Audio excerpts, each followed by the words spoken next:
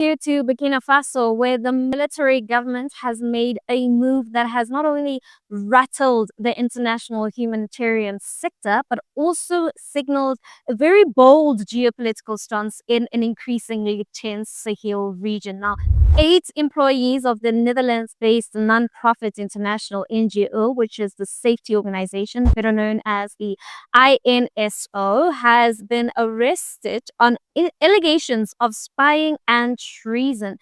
Now, the INSO has rejected these allegations, but the arrests highlight a very deepening mistrust between the Sahelian governments and the Western-backed organizations that are operating in the region. Now, according to the Burkina Faso Minister of Security, the 8 arrested individuals include a French man, a French Senegalese woman, a Zesh national, 1 Malian, and 4 Burkinabe nationals. Now, authorities allege that the group continued working for the INSO after it was banned for 3 months, reportedly for collecting sensitive data without authorization.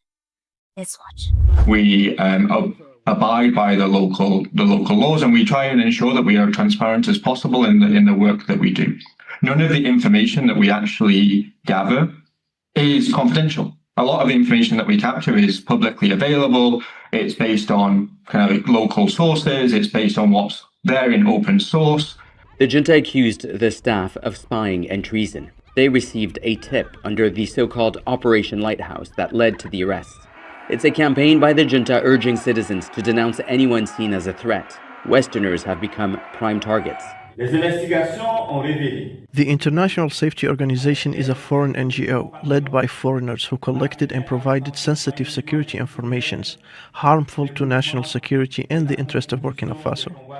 Among the 8 foreign nationals detained is a French Senegalese woman.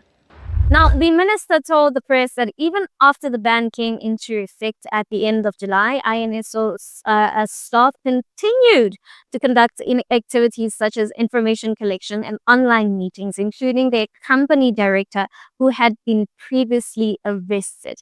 Now, the minister claimed that the workers had collected and passed on sensitive security information that could be detrimental to national security and the interests of the Burkina Faso to foreign powers. Now, in response, INSO released a statement from its headquarters saying that it categorically rejects the accusation. The organization says that it collects information only to ensure humanitarian safety and not for intelligence or political purposes. Their statement reads, and I quote, "The information we gather is not confidential and is largely already known to the public." Now, INSO is now calling for immediate safe release of its employees.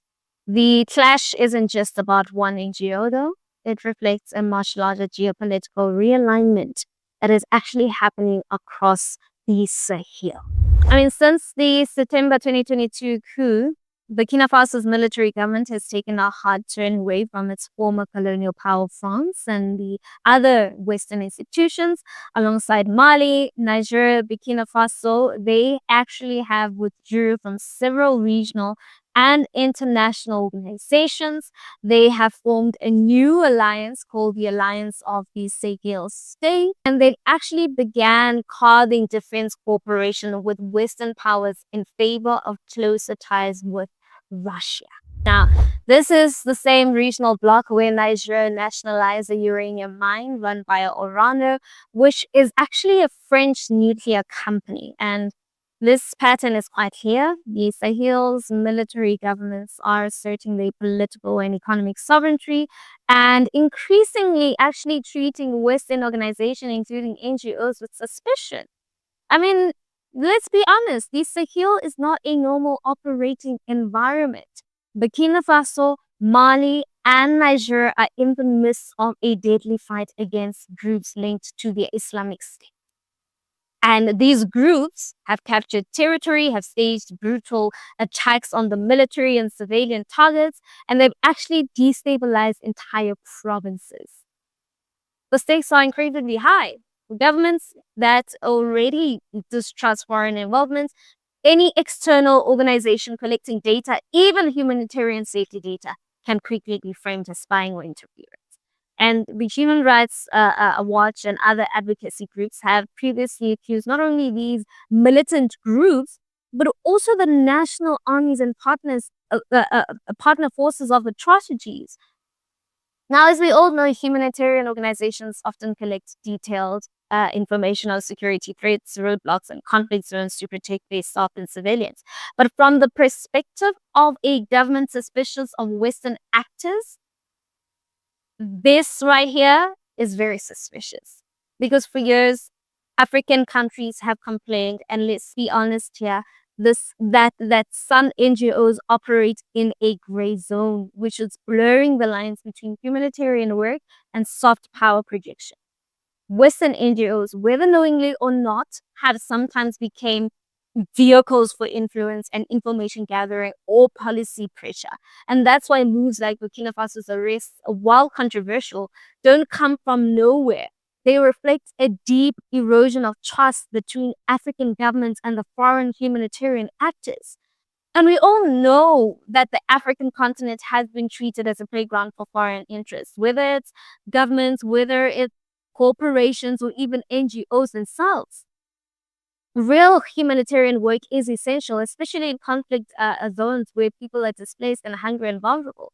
But, and it's a big but, Africans have a right to scrutinize foreign involvement on their soil. Now, when European NGOs enter African countries, they often welcomed as neutral actors, right? But when African governments push back, they're called paranoid, authoritarian, or anti-democratic. We know what they call us. But what's wrong with Africans demanding transparency? What's wrong with wanting to control what happens inside their borders? This doesn't mean every arrest is justified. It means that the power dynamic is shifting, and that's something the West is struggling to accept right now.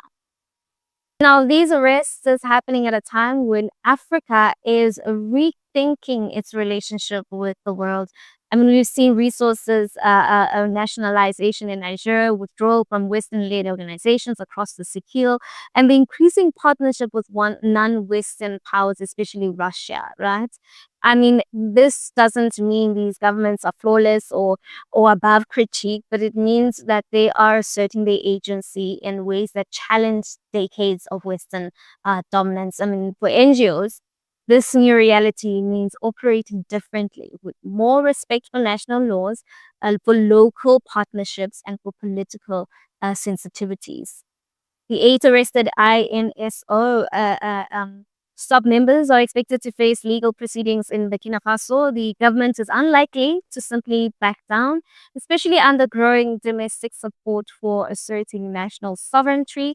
And INSO, on the other hand, will continue pushing for their release and defending their reputation as a humanitarian organization. Now, the diplomatic pressure is almost certain to follow, especially from France, Netherlands, and Czech Republic, right?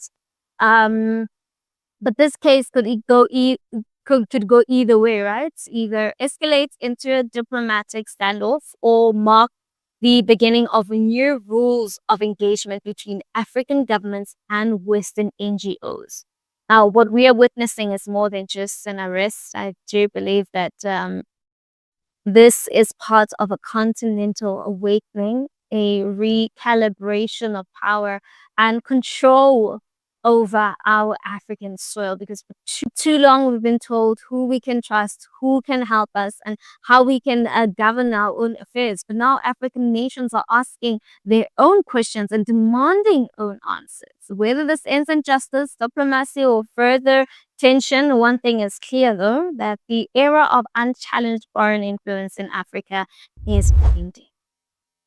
Now, I'm Naledi Mfoloe, and this is ADNC all the way in Johannesburg. Please, let's continue the conversation in the comment section. I really want to hear what your thoughts are on this matter. And while you're at it, don't forget to give this video a thumbs up. That's it from me. Till we meet again, it is bye-bye for now.